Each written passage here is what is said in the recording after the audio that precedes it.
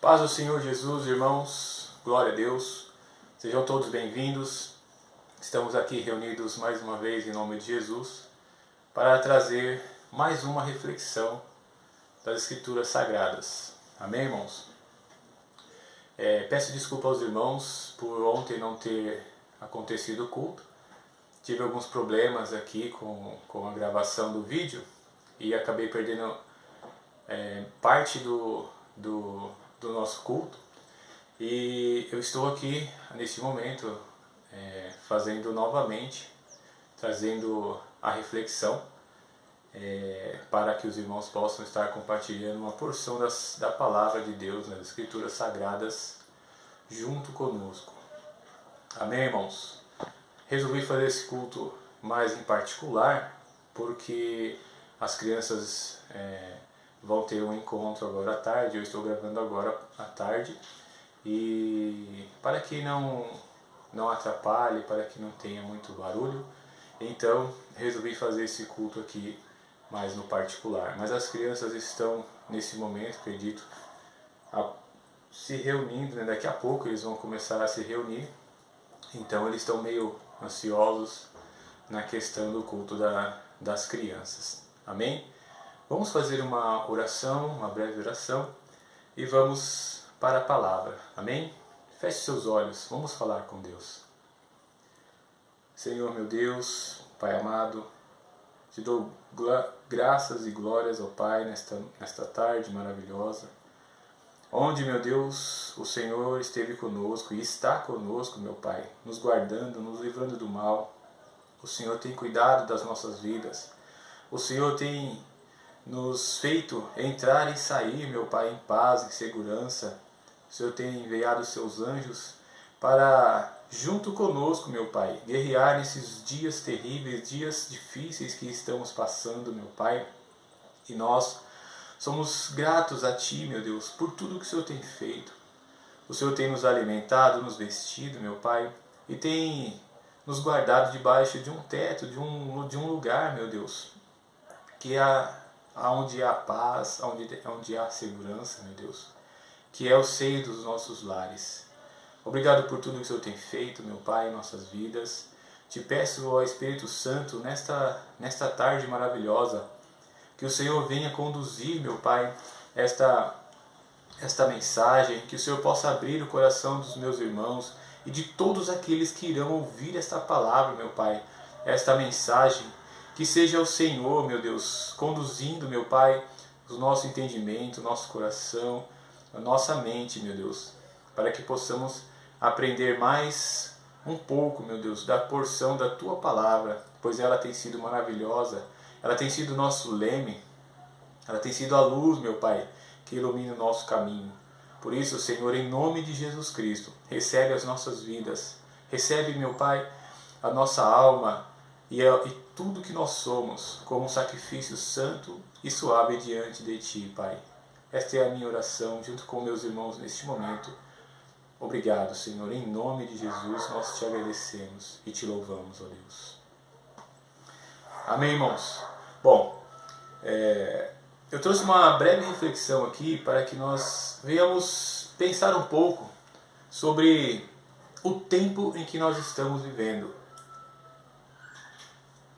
Tempos esses que a palavra de Deus ela descreve como tempos angustiosos, tempos difíceis, trabalhosos. Porque, irmãos, nós vemos que a cada dia que passa, as coisas vêm acontecendo. Nós vemos que boa parte daquilo que está escrito na palavra de Deus, as profecias que foram ditas há anos e anos atrás, nós vemos que vem se cumprindo. Nós vemos que ponto a ponto, dia após dia, as coisas vêm acontecendo. E nós estamos fazendo parte desse contexto, estamos testemunhando e testificando desses dias que virão sobre a humanidade, sobre toda a humanidade. Ninguém escapará. Pois a palavra de Deus diz que nenhuma vírgula, nem um tio passará em branco sem que se cumpra. Então, irmãos, eu quero aqui junto com vocês ler uma porção das Escrituras Sagradas, para que nós venhamos entrar no contexto daquilo que eu quero transmitir aos irmãos. Amém? O texto que nós vamos ler está em Mateus 24. Não poderia ser diferente, irmãos, pois o capítulo 24 de Mateus, ele descreve as coisas que vão acontecer nos últimos dias e as que acontecerão, que antecedem a vinda do nosso Senhor e Salvador Jesus Cristo. Por isso, eu peguei este livro para analisarmos um pouco, para que nós venhamos nos posicionar nesses últimos dias. Eu intitulei a mensagem de hoje como Consequências do Arrependimento. Amém, irmãos? Então, gostaria que os irmãos pegassem suas Bíblias e abrissem em Mateus 24. Nós vamos ler do versículo 9 até o versículo 12. Amém? Então diz assim: Então vos hão de entregar para serdes atormentados, e matar-vos-ão, e sereis odiados de todas as gentes, por causa do meu nome. Neste tempo, muitos serão escandalizados, e trair-se-ão uns aos outros, e uns aos outros se aborrecerão. E surgirão muitos falsos profetas, e enganarão a muitos. E por se multiplicar a iniquidade, o amor de muitos se esfriará.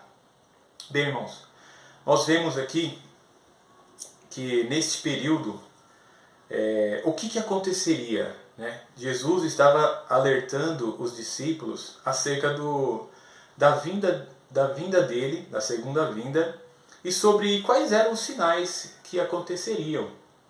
E como nós vimos nas últimas pregações, um dos sinais claríssimos, né, que a palavra descreve é que nós seríamos perseguidos e odiados por todas as nações, né, por todas as nações do mundo, por causa do nome de Jesus. E logo em seguida, a palavra de Deus ela diz que muitos seriam escandalizados e trairiam uns aos outros, né? E uns aos outros se aborrecerão. Então, irmãos, qual que é o contexto? O contexto é que Jesus está falando dos apóstolos, né? Ele está falando para os discípulos. E quando nós lemos esta passagem, principalmente aqui no versículo 10, ele fala que muitos iriam trair uns aos outros. Por que, irmãos, eu estou batendo nessa tecla, na questão de trair o outro? É óbvio, porque a palavra de Deus ela diz que o amor se esfriaria. No versículo 12, aqui, ele fala que o amor se esfriaria. Por que eu posso entender que o versículo 10 está falando dos discípulos? Porque o amor que Jesus está falando é o amor que Deus derrama sobre os nossos corações. Este amor esfriaria. E não o amor do mundo, porque o amor do mundo ele é um amor que não condiz com o amor que é a essência de Deus, né? Ele não condiz com esse amor que é a essência de Deus, que é a essência do Criador. Esse amor aqui é por quê? É por causa daquilo que falou o apóstolo Paulo em 2 Coríntios, que ele diz que aconteceria antes da vinda de Jesus Cristo,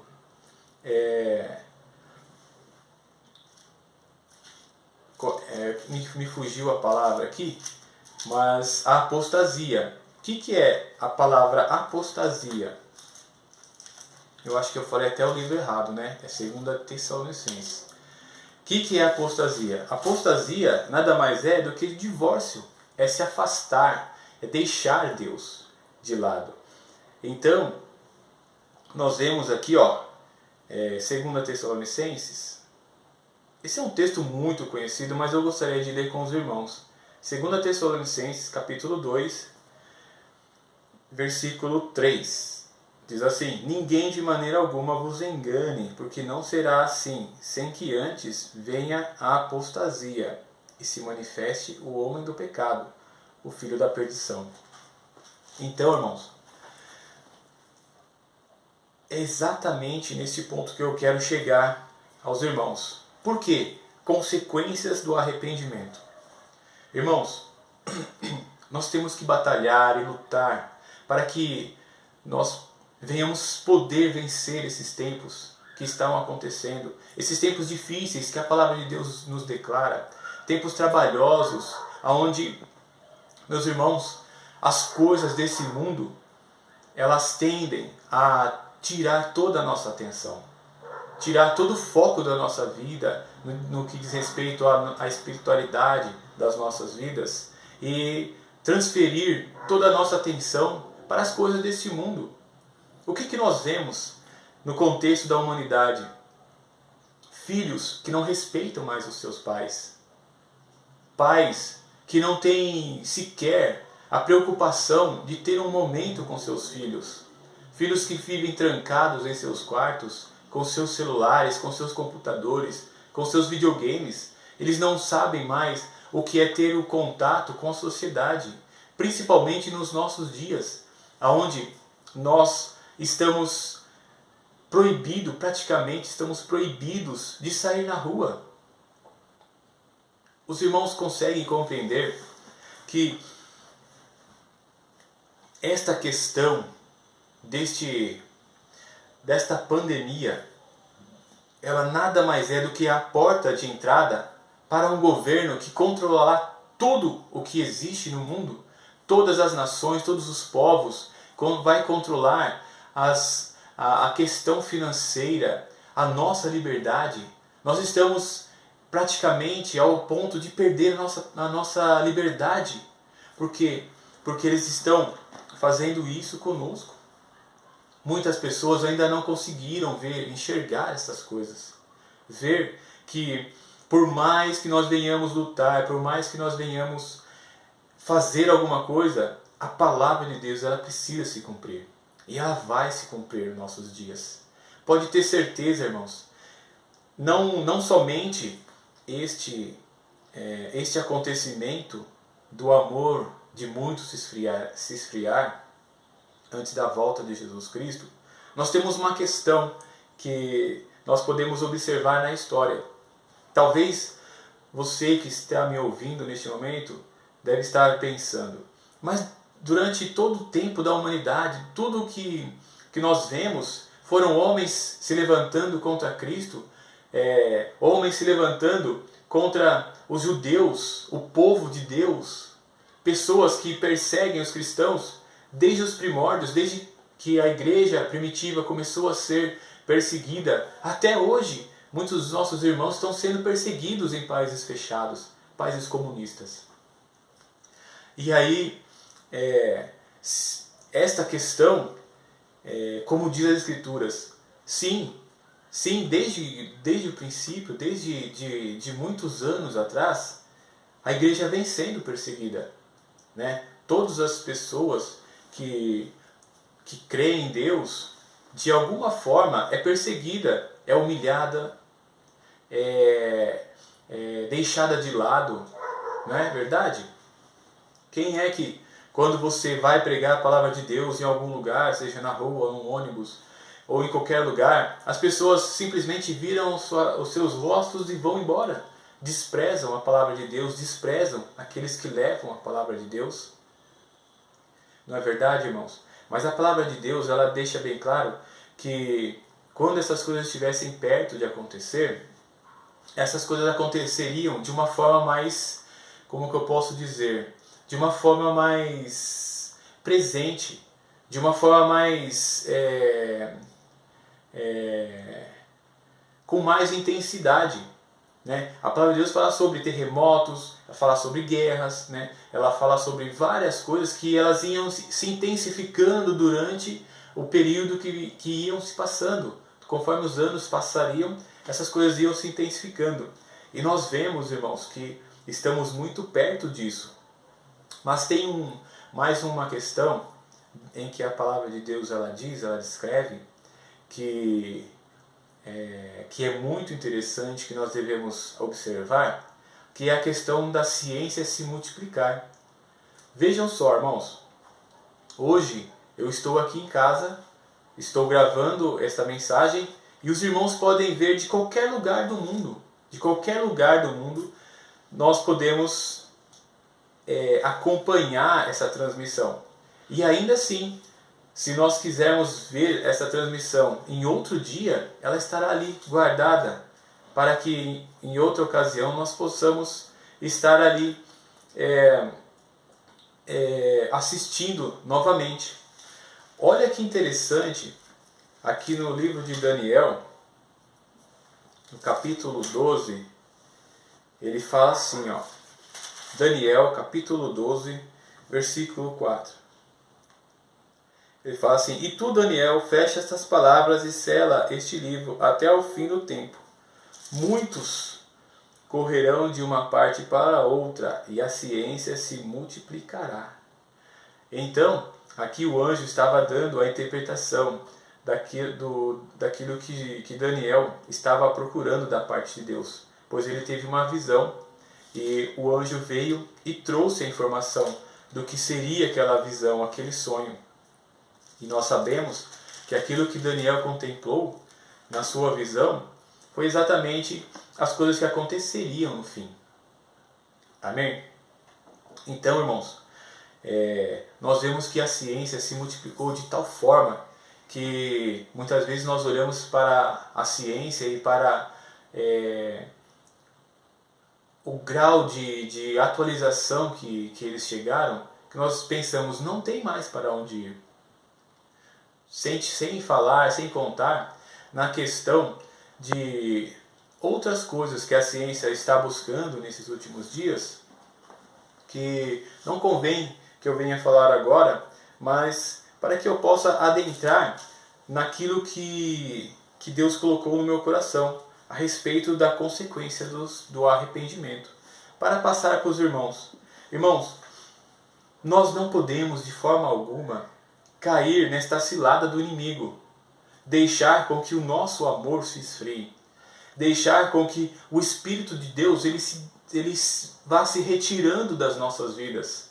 Sim, como eu disse, os dias são maus. Por quê? Porque muitas vezes nós deixamos de ler a palavra de Deus, deixamos de orar, deixamos de estar com os irmãos, de conversar coisas que edificam. Como diz a palavra do Senhor, nós temos salmos, nós temos hinos, né? Então quando nós nos ajuntarmos, vamos falar de hinos, vamos falar de salmos, vamos falar das coisas dos céus. A palavra diz para nós não tirarmos o olho dos céus, lá de cima, que os nossos pensamentos devem estar todos voltados para os céus, para as coisas eternas. Mas muitas vezes nós vemos que o cuidado com este mundo, ele tem tirado o foco das nossas vidas. E é por isso, irmãos, que eu estou aqui, trazendo essa palavra para os irmãos, para que nós, de forma nenhuma, venhamos deixar com que as coisas, os cuidados deste mundo, venham tirar a nossa atenção, venham tirar aquilo que é mais precioso para nós, que é a palavra do Senhor, que é a comunhão com o nosso Deus. Porque quando o Senhor Jesus voltar, irmãos, o que nós vamos ter nas nossas mãos para entregar para Ele? Será que os nossos cestos estarão cheios de frutos? Ou será que os nossos cestos estarão vazios, sem ter nada para entregar para o Senhor? Porque a verdade é essa, irmãos, que ninguém sabe o dia e nem a hora que virá o Senhor.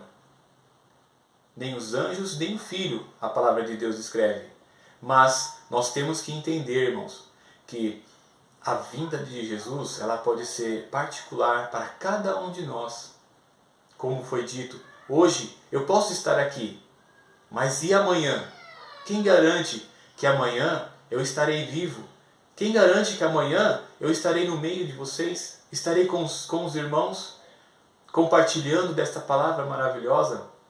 Ninguém sabe, eu não sei, e ninguém pode saber, porque somente Deus sabe qual é a hora que Ele vai voltar para nós. Não fique esperando pelo amanhã, irmãos. Não espere pelo amanhã. Não deixe com que outrora o arrependimento que cada um de nós recebemos de Deus venha se apagar em nossas memórias e nós venhamos esquecer da onde o Senhor nos tirou. Eu não sei da sua vida, eu sei que Deus me tirou do lamaçal do pecado e Ele me perdoou. Por isso eu estou aqui nesta tarde, junto com vocês, trazendo a palavra do Senhor para despertar, para trazer novo ânimo para vocês. É difícil quando nós começamos a sentir que o nosso amor está esfriando, que o Espírito Santo está se desvaindo, está saindo das nossas vidas. Você pode passar por isso, eu posso passar por isso. Mas irmãos, fiquem de olho, olhem os sinais. Não deixe com que isso venha acontecer com a vida de vocês. Agora, quero entrar na questão das consequências do arrependimento. Eu gostaria que os irmãos entrassem. Eu separei aqui 4 pontos. E o primeiro ponto que nós vamos analisar aqui está no livro de Atos, capítulo 3, versículo 19.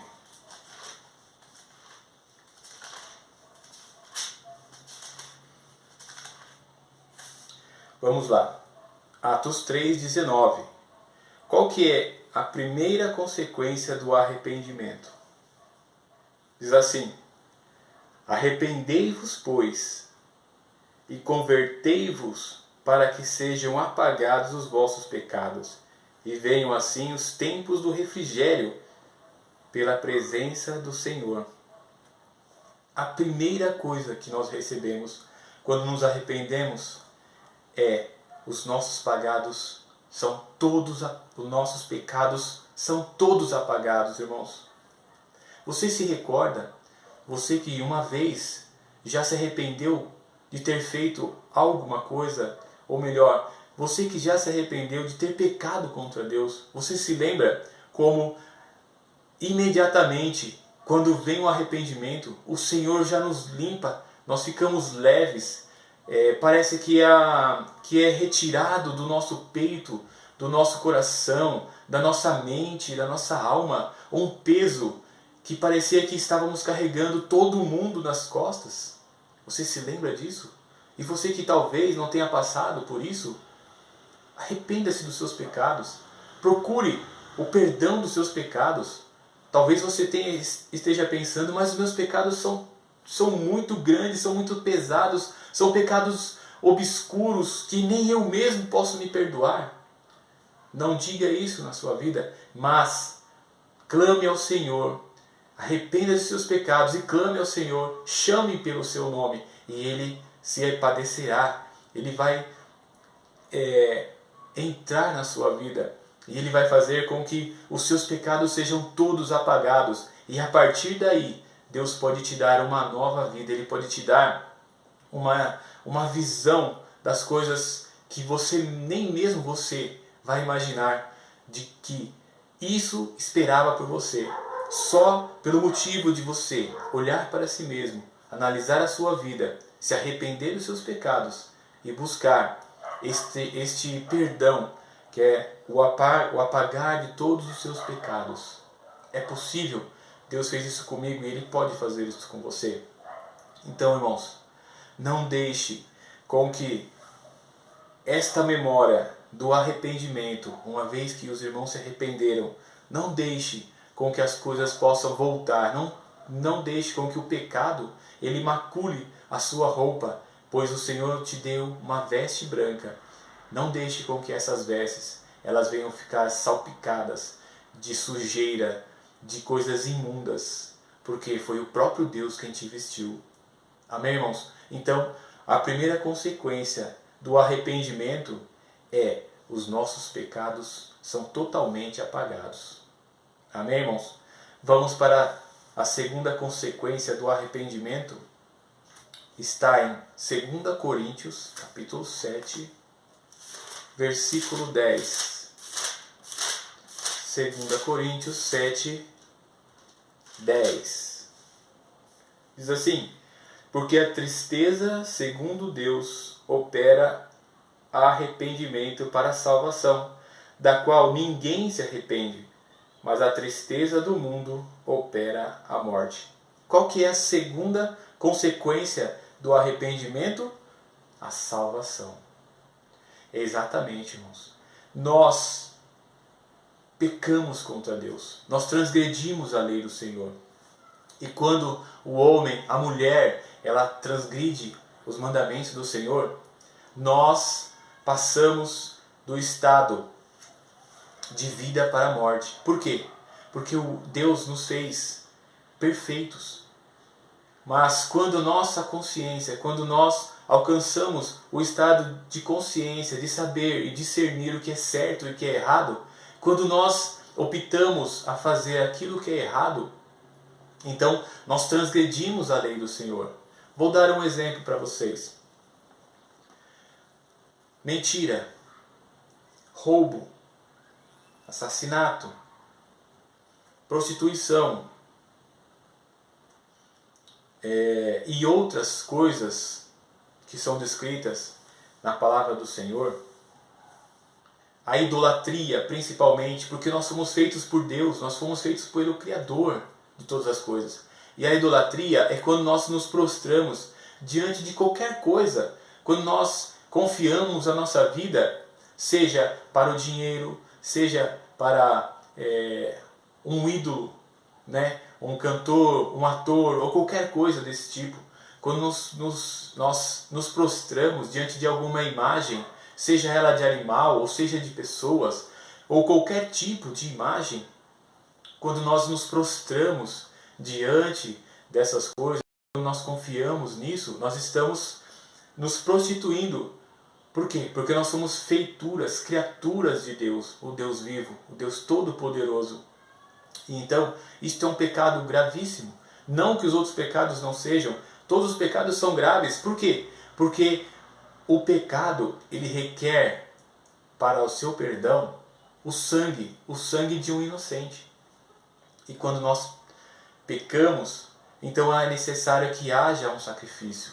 E nós sabemos que esse sacrifício ele já foi feito há 2000 anos atrás, quando Jesus deu a sua vida para nos perdoar os nossos pecados. E não somente isso, mas para nos dar a salvação. O Senhor morreu para que os nossos pecados fossem apagados e para que nós herdássemos a salvação. Por isso, a segunda consequência do arrependimento é a salvação. A morte de Jesus Cristo, ela não foi em vão em nossas vidas. Olhe para isto. Pense. Jesus morreu não para criar uma religião. Não foi isso. Este não é o verdadeiro recado daquilo que o Senhor quis passar para nós. Mas Ele quis passar para nós que se nós confiarmos as nossas vidas nas mãos dEle, assim como Ele ressuscitou, Ele também nos ressuscitará dos mortos para uma vida gloriosa, uma vida cheia de paz, de alegria e uma vida eterna junto com o Senhor Jesus Cristo. Esta é a proposta do Evangelho. Se você ainda não teve a oportunidade de receber esta palavra, que você possa neste momento olhar para a sua vida e aceitar esta salvação que vem por meio do sacrifício de Jesus e a sua ressurreição, porque um dia Jesus virá buscar aqueles que são seus, aqueles que creem no seu nome, e Ele virá nos buscar para viver uma vida eterna junto com Ele. Amém, irmãos? Então, a segunda consequência do arrependimento é a salvação das nossas vidas, porque nós somos eternos e é necessário que nós venhamos compreender essas coisas. Amém? Terceira consequência do arrependimento está aí mesmo no livro de Atos, no capítulo... está no livro de Atos, capítulo 11.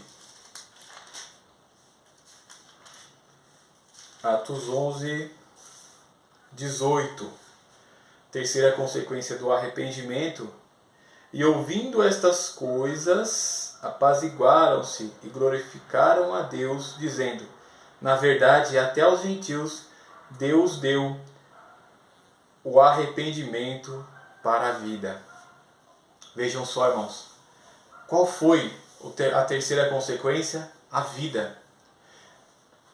Nesse contexto, acredito que muitos já conhecem, quando Pedro ele teve uma visão onde aparecia nos céus um lençol, e nesse lençol havia bichos que são considerados, animais que são considerados pelos judeus impuros.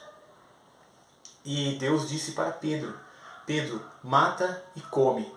E Pedro retrucou, dizendo: não, Senhor, jamais entrou coisa imunda na minha boca.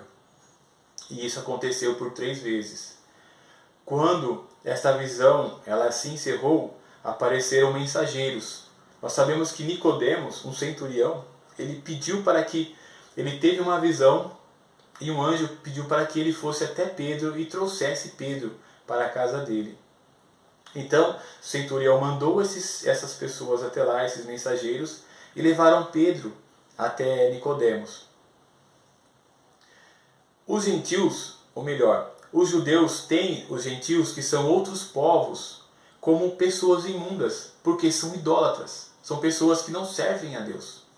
Mas, como nós sabemos, Jesus ele não veio apenas para os judeus, mas ele veio para os judeus e também para os gentios. E nós somos gentios. Nós não somos judeus. Nós somos de outra nacionalidade. Por isso, Deus não veio apenas para os judeus, mas ele veio para toda a humanidade. Todos nós hoje temos a oportunidade de nos arrepender dos nossos pecados e nos voltarmos para Deus, seguindo a Jesus Cristo, confiando no Evangelho da salvação, por meio da fé, para que nós possamos herdar as coisas dos céus. Então, nesse terceiro ponto, aqui a consequência do arrependimento é a vida. Recebemos a vida. Que vida é esta? A vida que consiste na paz, na tranquilidade, na esperança de que Jesus irá voltar para nós, na esperança de que herdaremos a vida eterna. Esta vida que o arrependimento traz para nós é uma vida que, por mais que venha acontecer tempos difíceis, angustiosos, tempos de medo, de terror, contudo, nós estamos firmes na palavra do Senhor, sabendo que tudo isso pode nos acontecer, mas que nada dessas coisas, nenhum desses pontos que eu toquei, morte, medo e tudo isso que eu toquei, nada pode tirar de nós a salvação das nossas almas. Nada disso pode fazer com que nós venhamos perder a salvação das nossas almas ou a nossa vida. Por quê? Porque nós estamos guardados em Deus. Veja, irmãos, por mais que um crente, um cristão, ele tenha angústia nas suas vidas, contudo, ele não se deixa abater, ele não se deixa abalar. Por quê? Porque ele tem firme a promessa de que ele receberá do Senhor a vida eterna e no paraíso. Então, o terceiro ponto aqui da consequência do arrependimento é a vida. A vida que nós recebemos da parte de Deus. E agora, o último ponto da consequência do arrependimento está ali em 2 Timóteo.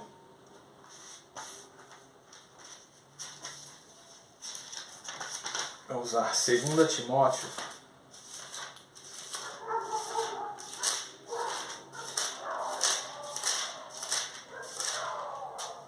Capítulo 2, no versículo 12.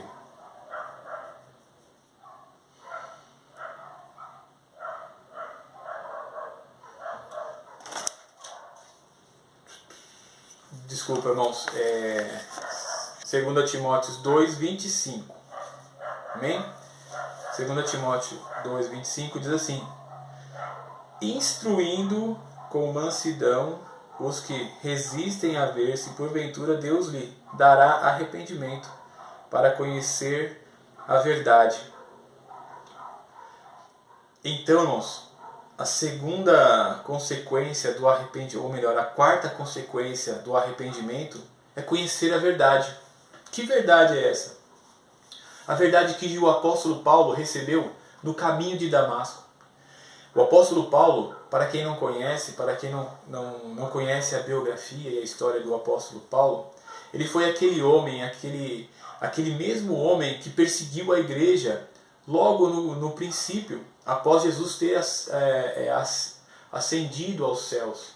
Ele foi aquele que perseguiu a igreja e em seu coração ele estava certo de que aquilo que ele estava fazendo era a verdade. Por quê? Porque ele defendia os preceitos judaicos com toda a sua força, com tudo que ele tinha. Mas no caminho de Damasco, o Senhor Jesus apareceu para Paulo e se apresentou: eu sou Jesus a quem tu persegues. Imediatamente o apóstolo Paulo ficou cego e ele não conseguia enxergar. E ele foi levado para a cidade de Damasco e ali ele ficou 3 dias e 3 noites. Quando o Senhor Jesus enviou um de seus discípulos para que, impondo a mão sobre Paulo, ele voltasse a enxergar. Então, irmãos, hoje, a vida que nós estamos, ou melhor, hoje a vida que muitos estão vivendo, não é uma vida de verdade. É uma vida de mentira.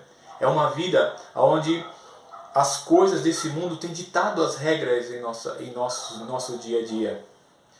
Eu falo aos irmãos, não deixe com que as coisas desse mundo obscureçam seus olhos e vocês possam estar em trevas.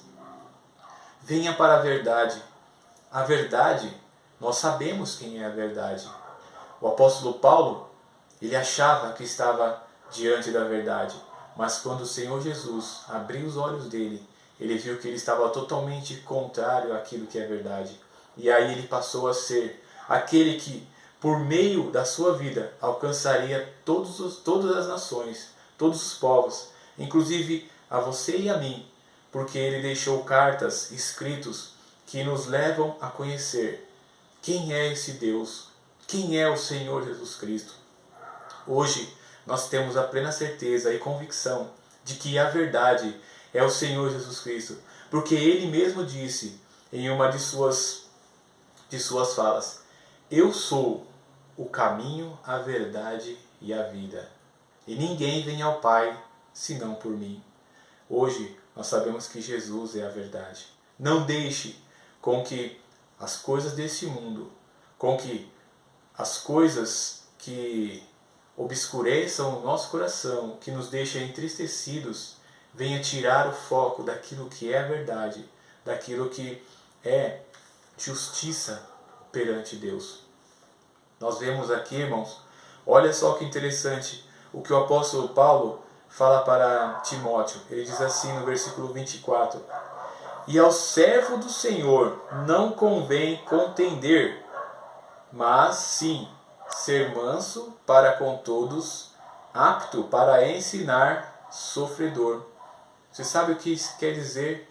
O apóstolo Paulo está falando que nós devemos amar. O servo de Deus, ele precisa ser um servo amoroso, porque ele diz aqui, sofredor, voltando àquilo que ele havia dito para a igreja que estava em Coríntio, no capítulo 13 de 1 Coríntios.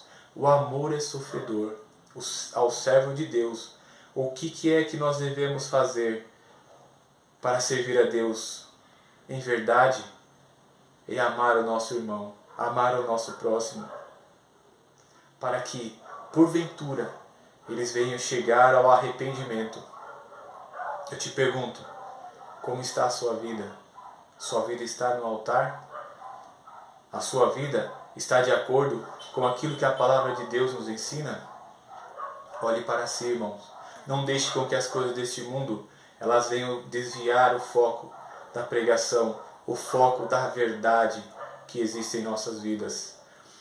Não deixe de pregar, não deixe de ler a palavra de Deus, não deixe de orar, não deixe a comunhão com os irmãos, mas que nós possamos nos unir nesses últimos dias, que nós possamos estar firmes e fortes, um fortalecendo o outro, um trazendo uma palavra de esperança, para que nenhum de nós venhamos ficar caídos no caminho, mas que todos venhamos chegar até o alvo, que nós possamos atingir este alvo, que é a salvação das nossas vidas por meio do sacrifício de Jesus. Pense nisso, irmãos. Não deixe com que as coisas desse mundo venham distrair a sua mente e o foco daquilo que o Senhor fez por nós, pois Ele entregou a sua própria vida por amor de nós. E nós devemos dar as nossas vidas pelos irmãos, porque não há amor maior do que esse. Amém, irmãos? Eu espero que o Senhor tenha falado ao coração dos irmãos. Eu espero que essa palavra ela possa trazer o resultado pelo qual ela foi lançada.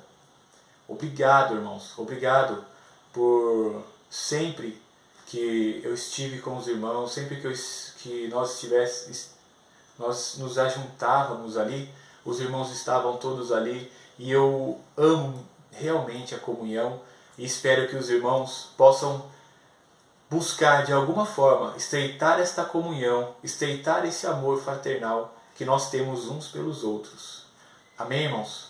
Fique na paz do Senhor, que esta palavra possa ter alcançado e ter feito a ação pela qual o Senhor colocou em meu coração.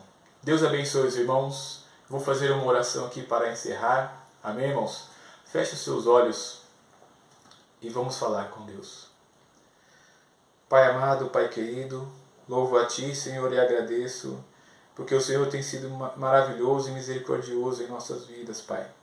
Te peço, meu Deus, que a mensagem que o Senhor colocou no meu coração possa alcançar os meus irmãos e todos aqueles, meu Pai, que a ouvirem. Pois a Tua palavra, meu Deus, ela tem trazido a vida, ela tem trazido a verdade, meu Pai, e a salvação para as nossas vidas. Que o Senhor possa sim, meu Pai, nos guardar nesta noite, nos trazer, meu Pai, o refrigério das nossas almas, por meio do Evangelho de Jesus Cristo. Obrigado por todas as coisas, Pai. Em nome de Jesus te agradeço. Amém. Até mais, irmãos. Boa noite. Deus abençoe. Fiquem na paz do Senhor. Tchau, tchau.